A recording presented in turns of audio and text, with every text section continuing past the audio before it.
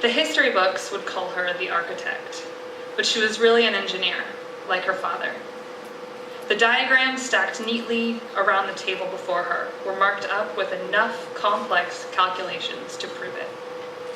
Angelica chewed on the end of her pen as she examined the proposed sluice gates for her aqueduct project. Shortly after her father had found themselves shipwrecked in the desert kingdom, Angelica had discovered, to her shock, that the bustling city of artisans relied on small farmers and shepherds in the mountains to supplement their seafood-based diet. There was fresh water in those mountains, so why had the people not done the obvious thing and begun to irrigate the dry lands around the city? Waterways were some of the most elementary forms of structure taught in her homeland.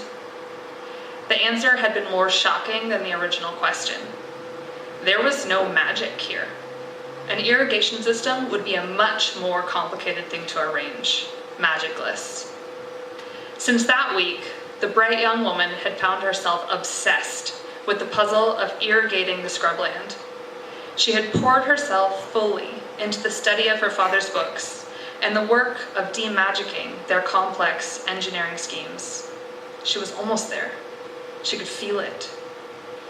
There were just those few missing pieces, those last details of materials and mechanism that eluded her grasp.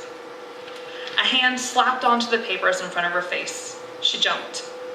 "There!" a masculine voice crowed behind her in triumph. She squinted up over her shoulder at her excitable partner.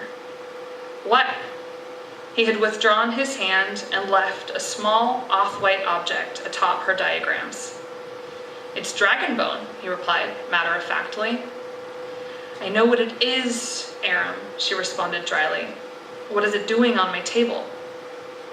"Well, it's the answer to all your woes, O knowing one,"